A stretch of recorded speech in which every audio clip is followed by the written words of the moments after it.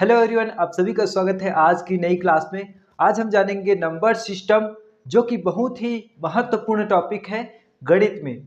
इससे हमें अंक के बारे में ज्ञान होगा और यह बहुत सारे गवर्नमेंट एग्जाम्स के लिए जरूरी मैथ्स है। ठीक है, तो आज हम बहुत अच्छे तरीके से समझेंगे पूरा नंबर सिस्टम। तो यह वीडियो आप सभी को बहुत ही अच्छा लगेगा और इससे आप बहुत कुछ सीखेंगे।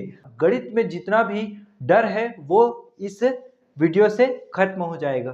ठीक, तो इस वीडियो को बहुत ही अच्छे तरीके से देखिएगा और ध्यान पूर्वक देखिएगा और बहुत अच्छे तरीके से समझिएगा।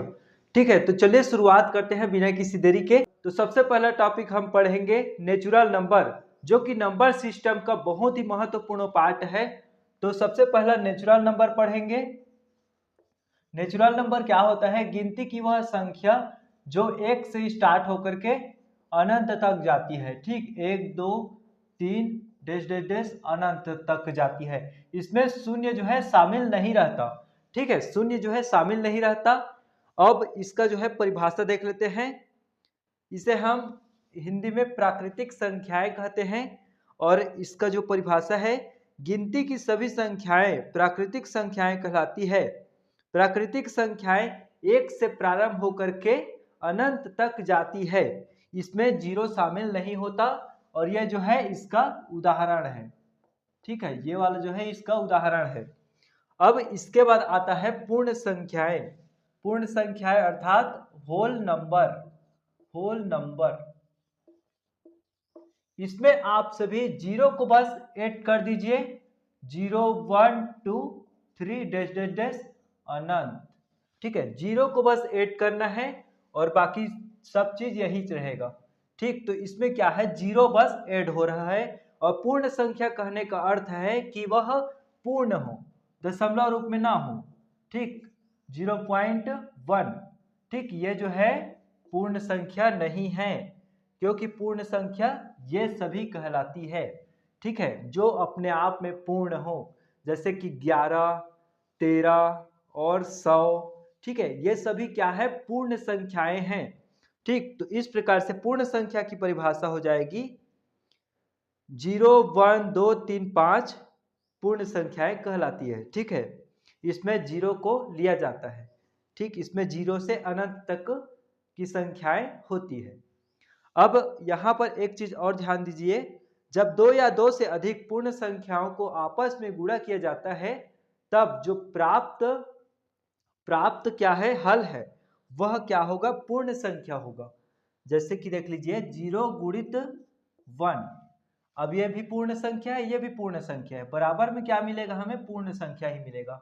ठीक है, 1 गुणित 5 क्या है, ये क्या है, पूर्ण संख्या है।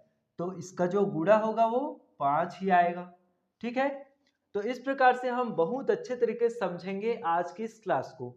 तो अब बढ़ते हैं हम गुणज की ओर। मल्टीपल्स। मल्टीपल्स क्या होता है? मल्टीपल्स, मल्टीपल्स ये क्या होते हैं? जैसे कि आपने पहाड़ा तो पढ़ा ही होगा। ठीक है, टेबल याद करी होगी। ठीक, तो अब देखिए, जैसे दो का मल्टीपल हमें देखना है। ठीक, तो मैं आप सभी को बता देता हूं कि दो का मल्टीपल वही होगा जिसका last 2 digit, sorry last 1 digit जो है, अब इसको हम लास्ट डिजिट भी कह सकते हैं। लास्ट डिजिट 0 2 4 6 और 8 हो, ये जो है लास्ट डिजिट हो, तो वह दो का गुणज होगा। जैसे कि आप यहाँ पर 56 लिख दीजिए, तो ये जो है दो का गुणज होगा। ठीक है, दो का गुणज है, दो का मल्टीपल है, क्योंकि इसके अंत में 6 है। ठीक है, तो अब चलिए देख लेते हैं 2 गुणित 1। ये क्या है, दो का मल्टीपल है। 2 गुणित 2, ये क्या है, दो का मल्टीपल है, 4 आएगा। ठीक है, इस प्रकार से आप सभी इसको जांच कर सकते हैं। ठीक है, दो का मल्टीपल वही होगा जिसके लास्ट डिजिट में ये सभी संख्याएं होंगी। ठीक, जैसे कि 5000, 5000 कितना लेते हैं, 16।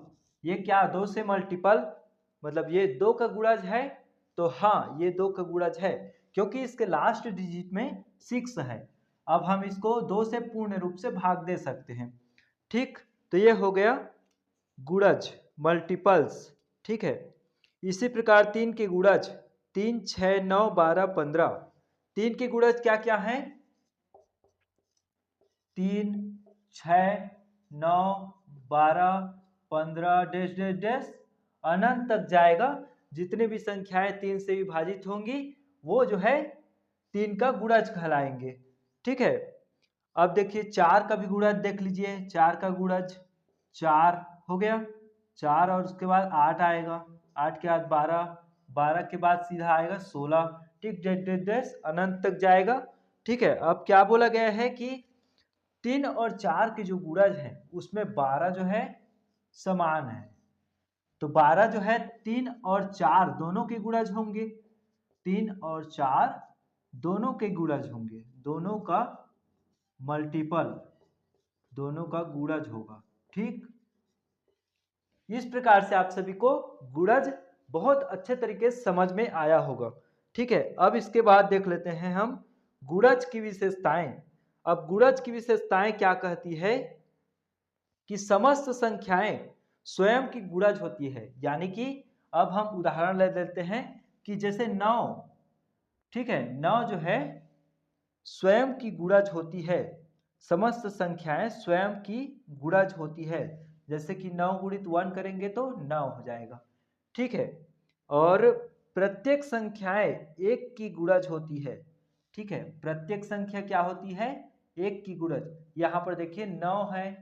ठीक है, तो 9 जो है यहाँ पर 9 आया बराबर में, तो ये 9 भी 9 का गुणज है। ठीक है, अब प्रत्येक संख्या इस ब्रह्मांड में अनंत तक की जितनी संख्याएं हैं वे सभी एक का गुणज होगा ही होगा, ये निश्चित है।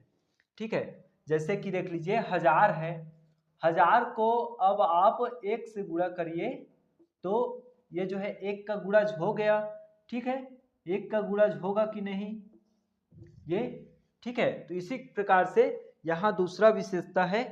अब तीसरा विशेषता यह कहता है कि शून्य प्रत्येक संख्या से गुणा होकर के शून्य ही प्राप्त हो जाता है। ठीक, शून्य प्रत्येक संख्या का गुणज होता है।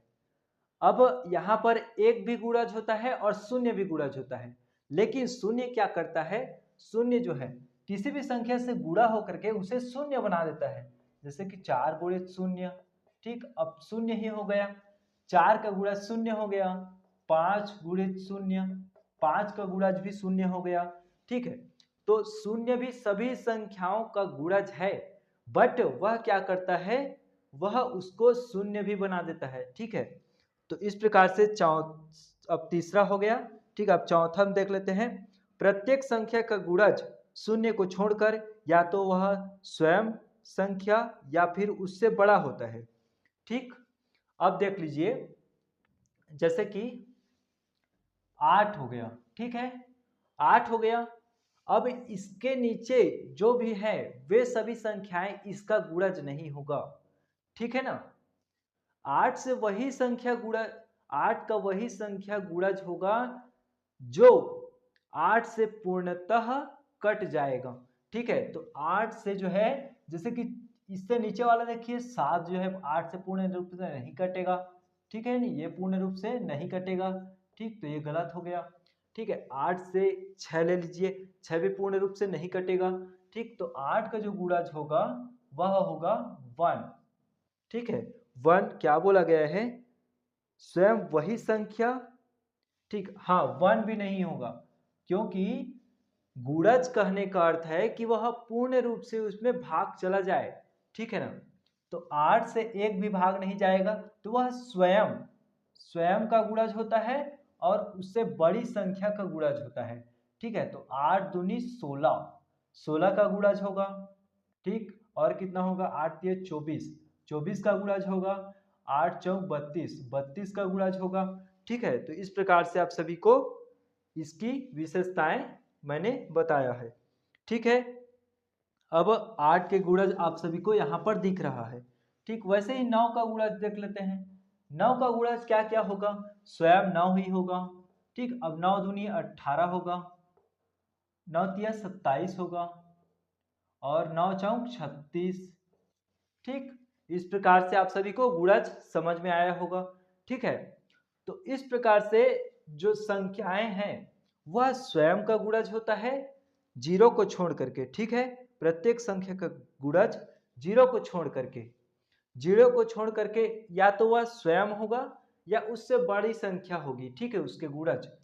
तो यहाँ पर 4 विशेषताएं बताया है मैंने और आप सभी को बहुत अच्छे तरीके से समझाया भी है। ठीक, तो उम्मीद करता हूँ यह जो विशेषता है वो समझ में आया होगा। तो नेक्स्ट टॉपिक की ओर बढ़ते हैं, सम संख्या, इवन नंबर। इवन नंबर, ठीक है, इवन नंबर यानी कि सम संख्या। ठीक है ना। अब सम संख्या क्या कहती है? वे प्राकृतिक संख्याएं जो दो का गुणज हो, अर्थात संख्या दो से पूर्णतः विभाजित हो जाती है, तो हम उन्हें सम संख्या कहते हैं। यानी कि अब सम संख्या कौन कौन सी होगी, अभी मैंने बताया था। ठीक है, तो सम संख्या वह होगी जिसके लास्ट डिजिट में, ठीक है, जिसके लास्ट डिजिट में 0, 2, 4, 6, 8 इत्यादि हो, लास्ट डिजिट में। ठीक है, लास्ट डिजिट कहने का अर्थ है कि इकाई। ठीक है, जैसे 5 लाख ले लीजिए, ठीक, 5 लाख। ठीक है, इकाई, दहाई, सैकड़ा, हजार, 10,000, लाख, 5 लाख ले लीजिए। अब इसमें जो है लास्ट डिजिट क्या है? लास्ट डिजिट जो है 0 है। ठीक है, तो यह क्या होगा? सम संख्या होगा। सम संख्या के लास्ट डिजिट में 0, 2, 4, 6, 8 इत्यादि होगा। तो यह आप सभी को समझ में आया होगा। और इसके बाद देख लेते हैं हम विषम संख्याएं। विषम संख्याएं मतलब ऑड नंबर, ऑड नंबर। ठीक, अब इसमें क्या होगा? इसमें जैसे कि 0, 2, 4, 6, 8 हुआ है, तो इसमें क्या होगा? 1, 3, 5, 7, 9, ठीक है, इत्यादि लास्ट डिजिट में रहेंगे। लास्ट डिजिट में रहेंगे तो क्या होगा? विषम संख्या होगा। जैसे कि 71, 71 क्या है? विषम संख्या है, ऑड नंबर है। ठीक, 95, 95 क्या है? ऑड नंबर है। ठीक है, तो इस प्रकार से आप सभी को समझना है। ठीक, कि 0, 2, 4, 6, 8 यदि लास्ट डिजिट में है तो वह सम संख्या होगा, और यदि 1, 3, 7, 1, 3, 5, 7, 9 लास्ट डिजिट में होगा तो वह विषम संख्या होगा। तो नेक्स्ट टॉपिक की ओर बढ़ते हैं। उदाहरण दिया गया है। ठीक है, अब कुछ उदाहरण देख लेते हैं। तो यहाँ पर आप सभी के लिए 5 उदाहरण दिया गया है। तो सबसे पहला उदाहरण दिया गया है, 8 के पहले 5 गुणज लिखिए। ठीक है, अब 8 से बड़ी संख्या ही गुणज होगी। ठीक है, अब 8 का जो है पहला 5 गुणज लिखना है आप सभी को। तो 8 का पहला 5 गुणज क्या होगा?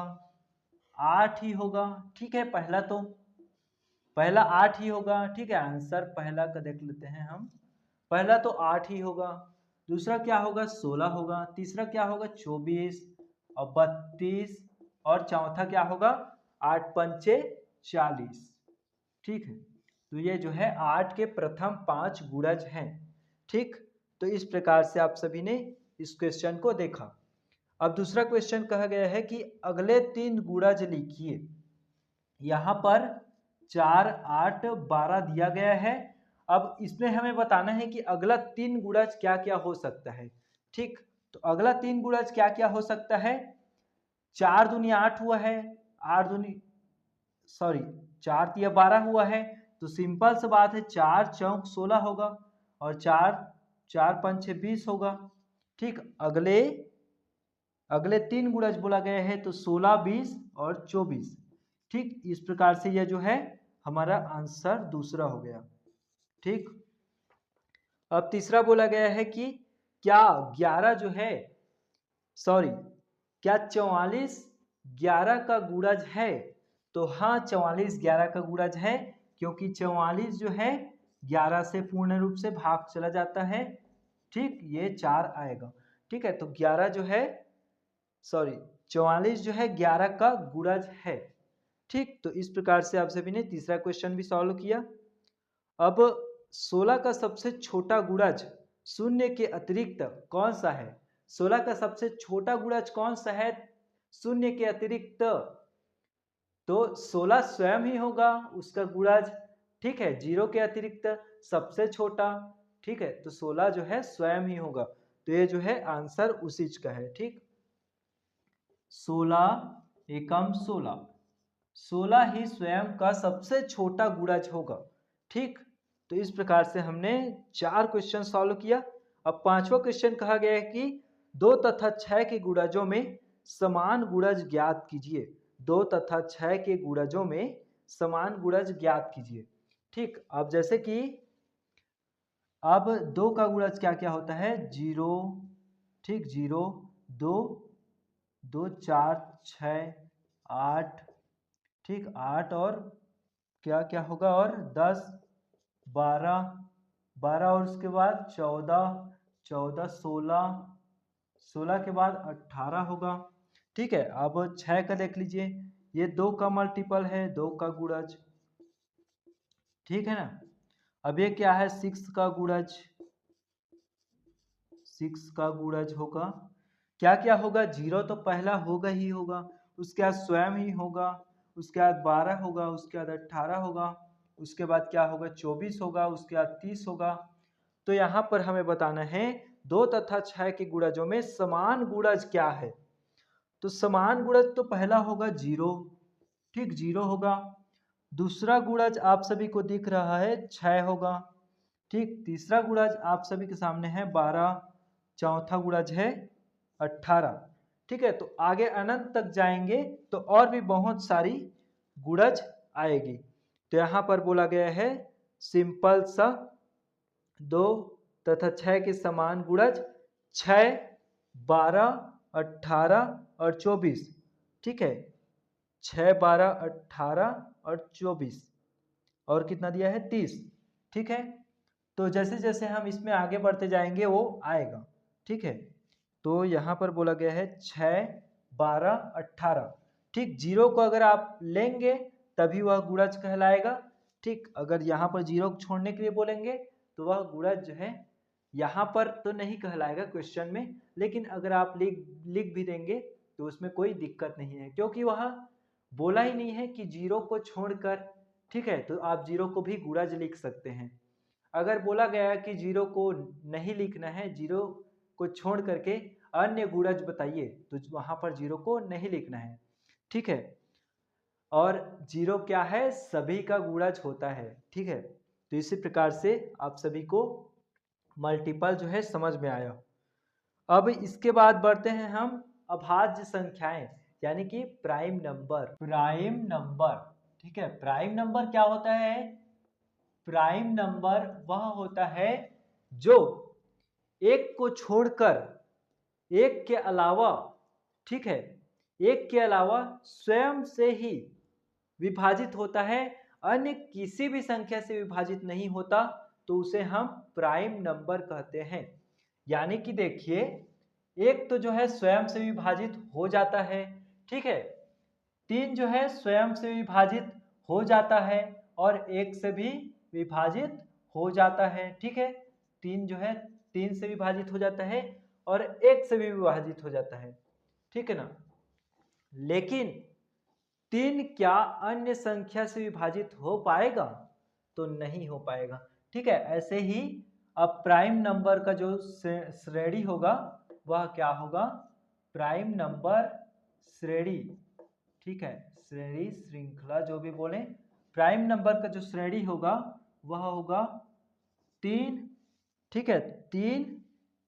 अब यहाँ पर एक चीज और देखिए कि 2 भी तो किसी भी संख्या से विभाजित नहीं हो सकती। 2 स्वयं से विभाजित हो सकती है और 1 से विभाजित हो सकती है, ठीक है, 1 और 2 से, ठीक है। 2 का जो विभाजित है, 2 का जो विभाजन है वह 1 और 2 से ही हो सकता है, तो यह भी अभाज्य संख्या होगी। तो 2, 3 7, 2 3 7 और 5 भी होगा, 5 और 7 और 9 तो विभाजित हो जाता है 3 से, ठीक है।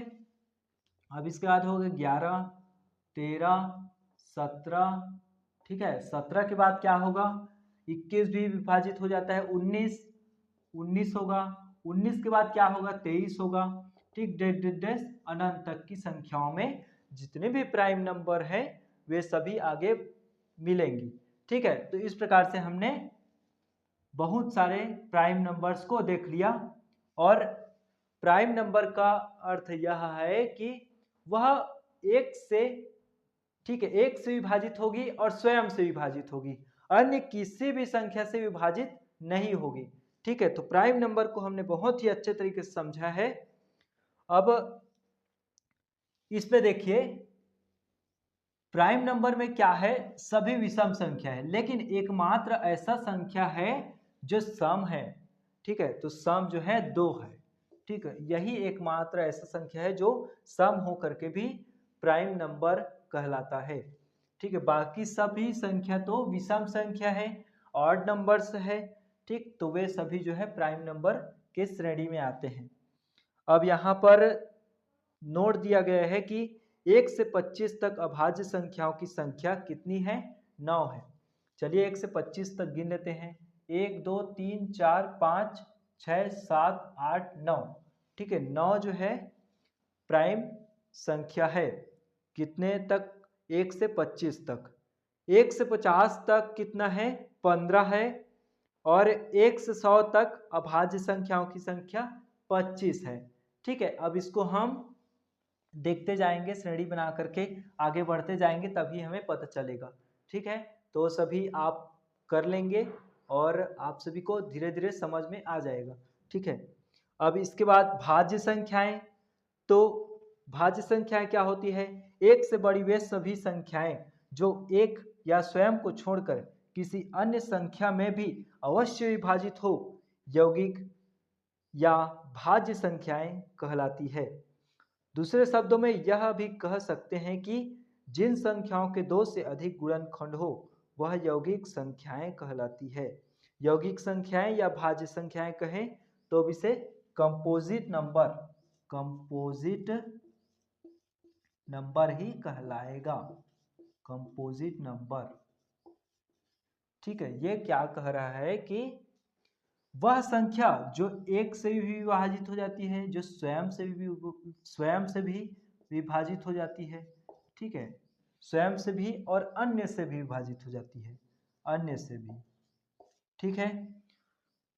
तो यहाँ पर यही चीज है कि वह सभी संख्याओं से विभाजित हो जाती है, एक से, स्वयं से और अन्य बड़ी संख्या से, ठीक है। तो देखिए जैसे कि 4 हो गया, 4 जो है एक से भी विभाजित हो जाएगा, 4 एकम 4 हो जाएगा, ठीक। पूर्ण रूप से विभाजन चाहिए आप सभी को। यहाँ पर 4 जो है 2 से भी विभाजित हो जाएगा तो 2 आएगा, ठीक। 4 जो है 4 से भी विभाजित हो जाएगा तो 1 आएगा, ठीक है। अब यहाँ पर एक चीज नोट दिया गया है कि 2 या 2 से अधिक गुणनखंड हो, ठीक है ना। नोट, एक ना तो भाज्य संख्या है और ना ही अभाज्य, एक न तो भाज्य संख्या है और ना ही अभाज्य, ठीक है। मतलब कि एक को किसी भी अन्य संख्या से हम भाग नहीं दे सकते, ठीक है। और न तो भाज्य है और ना ही अभाज्य, ठीक। किसी भी अन्य संख्या से भाग उसको नहीं दे सकते, ठीक। अब सबसे छोटी अभाज्य संख्या, सबसे छोटी अभाज्य संख्या क्या है, ये 2 है, ठीक है। 2 एकमात्र ऐसी संख्या है जो सम भी है और अभाज्य भी है। यहाँ पर मैं आप सभी को बताया था 2 से बड़ी सभी सम संख्याएं भाज्य हैं क्योंकि उनके 2 से अधिक 1, 2 एवं स्वयं गुणनखंड है। अब यहाँ पर आप सभी को एक गुणनखंड भी समझना है और वो है जैसे कि 4, इसके कितने गुणनखंड होंगे, 1, 2 और 4, ठीक है। स्वयं बोला गया है इसी को, स्वयं। इसके कितने गुणनखंड होंगे, 1, 2 और 4, ठीक। गुणनखंड कहने का अर्थ है कि जैसे 12 का हमें गुणनखंड निकालना है, तो 12 का गुणनखंड क्या क्या हो जाएगा? सबसे पहला होगा 1, 2, 3 और 4 और 6। ये सभी संख्याएं 12 का गुणनखंड होगा, ठीक है ना। तो कितना आया 12 का गुणनखंड? 5 आया। अब जैसे 8 का गुणनखंड निकालेंगे तो 1, 2 और 4 होगा और स्वयं 8 होगा, ठीक। तो 8 का 4 गुणनखंड मिलेगा यहाँ पर। अब उदाहरण दिया गया है 11 और 15 अभाज्य संख्या है या भाज्य संख्या, ठीक। तो हम यहाँ पर देखते हैं 11 जो है अभाज्य संख्या है, ठीक है। अब 15 जो है भाज्य संख्या है, क्योंकि भाज्य संख्या है क्योंकि यह 3 से भी कट रहा है, 5 से भी कट रहा है, ठीक है। तो इसके 1, 3, 5 3 गुणनखंड हो गया, ठीक है, 3 गुणनखंड हो गया। अब 1, 3, 5 और स्वयं 15 को भी लिख सकते हैं, यहाँ पर स्वयं 12 को भी लिखेंगे, यहाँ पर स्वयं 8 तो लिख लिए हैं, यहाँ पर हमने 12 को भूलना मतलब 12 को लिखना जो है भूल गए थे, ठीक। तो स्वयं 15 का भी वह भाज्य होगा, ठीक है, स्वयं 15 का भी वह गुणनखंड होगा, ठीक है। तो यहाँ पर जो है इसका आंसर है 11 के केवल 2 गुणनखंड 1 और 11 है, अतः यह अभाज्य संख्या है। हमने यहाँ अभाज्य संख्या में पढ़ा था कि वह 1 से विभाजित होगी और स्वयं से विभाजित होगी, तो वह संख्या क्या कहलाएगी? अभाज्य संख्या, ठीक। अब 15 के 2 से अधिक 4 गुणनखंड हैं, 1, 3, 5, 1, 3, 5 और 15, ठीक है, यह अभाज्य संख्या है। अब आता है सह अभाज्य संख्या। 2 या 2 से अधिक वे संख्याएं जिनमें एक के अतिरिक्त अन्य उभयनिष्ठ गुणनखंड न हो, अर्थात जिनका महत्तम समापवर्त्य हो एक हो, सह अभाज्य संख्याएं कहलाती है। जैसे कि 5 और 7 उभयनिष्ठ गुणनखंड ना हो, मतलब 5 जो है 5 केवल 1 से, ठीक है, 5 का केवल महत्तम समापवर्त्य HCF 1 आ सकता है और 7 का जो है 1 आ सकता है, ठीक। जैसे कि महत्तम समापवर्त्य निकालते हैं तो जैसे कि यहाँ पर देखिए 5 है और 7 है। अब एक ही संख्या से दोनों को हम नहीं विभाजित कर सकते, तो इसके लिए सबसे पहले हम 5 लेंगे, 5 को सबसे पहले 1 से विभाजित करेंगे तो यहाँ पर 5 आएगा। अब यहाँ पर हमें 7 को वैसे ही उतार देना है। अब 7 एकम 7 करेंगे तभी हमारा जो है 7 जो है पूर्ण रूप से विभाजित होगा, तो यहाँ पर 1, ठीक है। तो यहाँ पर बोला गया है जिनका महत्तम समापवर्त्य 1 हो वही जो है सह अभाज्य संख्याएं कहलाती है, ठीक। तो यहाँ पर और एग्जाम्पल दिया गया है को प्राइम नंबर का, को प्राइम नंबर का को प्राइम नंबर का जो है एक और उदाहरण दिया गया है, एक नहीं 2 दिया गया है। 7, 11 और 13 ये सभी अभाज्य संख्याएं हैं, इसलिए इनका जो HCF है वह आ रहा है 1, ठीक। और 21, 23 और क्या है 29, ये भी तो अभाज्य संख्याएं ही है, तो इसका जो HCF है वह 1 है। अब इसके बाद बढ़ते हैं हम इंटेजर नंबर, जो कि बहुत ही महत्वपूर्ण टॉपिक है और इसमें हम माइनस वाली संख्याओं को भी ऐड करते हैं। इंटेजर नंबर, ठीक है। पूर्णांक संख्याएं जब पूर्ण संख्याओं को धनात्मक और ऋणात्मक चिन्ह के साथ व्यक्त किया जाता है तब वे संख्याएं पूर्ण संख्याएं कहलाती है। यानी कि पूर्ण संख्या वे होंगी जिसमें प्लस भी होगा, माइनस भी होगा और जीरो भी होगा, ठीक है।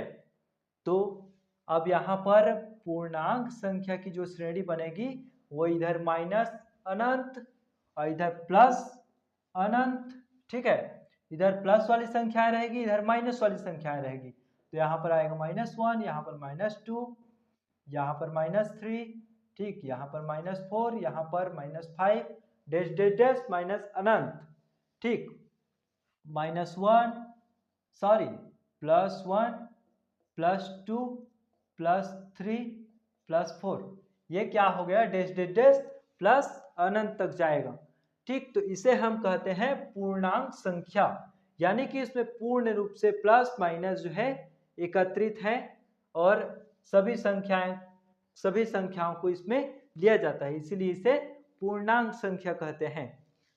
इसमें एक चीज हमें ध्यान रखना है कि जो -1 है वह -2 से बड़ा होगा या छोटा होगा, ठीक। तो ये बहुत समझने वाली बात है, बहुत ही अच्छे से इसको समझिएगा। तो -2 जो है -1 से छोटा है, क्योंकि पूर्णांक संख्या की श्रेणी में जैसे जैसे हम आगे बढ़ते जाएंगे वह संख्या बड़ी होती जाएगी, ठीक। अब -4 से 0 बड़ा है या छोटा है, तो -4 से जो है 0 बड़ा है, ठीक, 0 बड़ा है। तो इस बात का ध्यान रखिएगा। यहाँ धनात्मक संख्याएं धनात्मक पूर्णांक और ऋणात्मक संख्याएं ऋणात्मक पूर्णांक कहलाती है। शून्य उदासीन पूर्णांक, ठीक है। ये शून्य क्या है, शून्य जो है न्यूट्रल इंटीजर नंबर कहलाता है, और इधर वाला जो संख्या है वह पॉजिटिव इंटीजर नंबर कहलाता है, इधर वाली जितनी भी संख्याएं हैं वो निगेटिव इंटीजर नंबर कहलाता है, ठीक है। और बीच का जो है न्यूट्रल नंबर कहलाता है, न्यूट्रल इंटीजर नंबर, ठीक है। तो इसे हम यहाँ पर देखे हैं। तो स्पष्टतः पहली और अंतिम पूर्णांक संख्याएं प्राप्त नहीं की जा सकती। पहली और अंतिम, ठीक, पहली और अंतिम पूर्णांक संख्या हमें प्राप्त कभी नहीं होगा, क्योंकि दोनों तरफ से अनंत है, दोनों तरफ से अनंत है, इधर माइनस अनंत इधर प्लस अनंत, दोनों तरफ से कहाँ रुकेंगे उसका कोई पता नहीं, ठीक है। तो इसीलिए बोला गया है कि पूर्णांक संख्याएं प्राप्त नहीं की जा सकती। नेक्स्ट टॉपिक है हमारे पास परिमेय संख्याएं, यानी कि rational number, rational number, rational number, ठीक है ना, ठीक। रेशनल नंबर वे संख्याएं जो m/n के रूप में हो, जहां m और n पूर्णांक संख्याएं हैं तथा n डज नॉट इक्वल 0, ठीक, तथा m और n में कोई कॉमन फैक्टर न हो, परिमेय संख्याएं कहलाती है। कॉमन फैक्टर मतलब कि समान ना हो, ठीक है ना, कॉमन फैक्टर। अब ठीक यहाँ पर उदाहरण दिया गया है, उदाहरण 3/7 और दिया गया है 13/5 दिया गया है, 0 और 5 और क्या दिया गया है -2/3 इत्यादि, ठीक, इत्यादि दिया गया है। तो यहाँ पर देखिए m जो है 3 है, यहाँ पर n 7 है, दोनों पूर्णांक संख्या है, ठीक। n बराबर डज नॉट इक्वल मतलब कि जो 7 है इसमें अगर 0 हो गया ना तो क्या हो जाएगा, अनंत हो जाएगा, ठीक, अनंत हो जाएगा, नीचे में अगर 0 आ जाएगा, इसीलिए यह जो है नहीं रखना है n बराबर 0, ठीक, n बराबर 0 कभी नहीं रखना है, ठीक। तो इस प्रकार से हमने रेशनल नंबर परिमेय संख्या समझ लिया। अब इसके बाद देखते हैं अपरिमेय संख्या, अपरिमेय संख्या। अब इसे हम इंग्लिश में क्या कहेंगे, irrational number, irrational, irrational number, ठीक, इर्रेशनल नंबर, ठीक है ना। इर्रेशनल नंबर, नंबर को पूरा लिख देते हैं।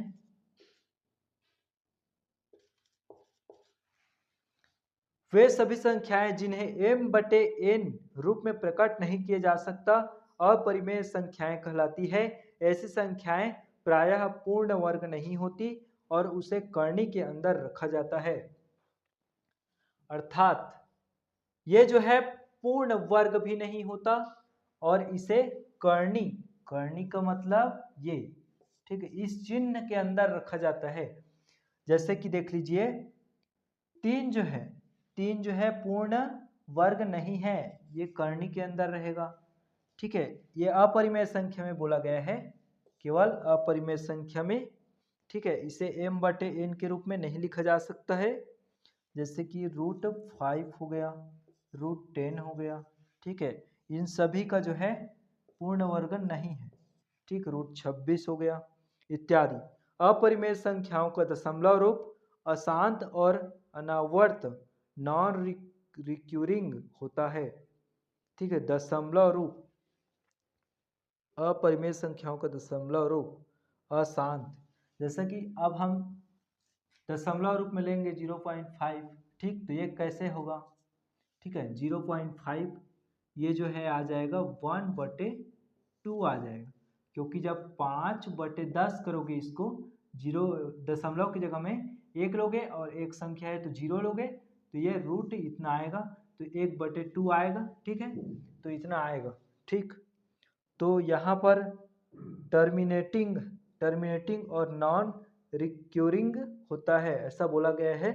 ठीक है, तो नेक्स्ट टॉपिक की ओर बढ़ते हैं, वास्तविक संख्याएं, रियल नंबर। परिमेय और अपरिमेय संख्याओं को सम्मिलित रूप से वास्तविक संख्याएं कहते हैं। तो ये भी क्या है? रियल नंबर है। ये क्या है? रियल नंबर है। और ये भी क्या है? रियल नंबर है। तो सभी को मिला करके जो नंबर तैयार होता है उसे हम रियल नंबर कहते हैं।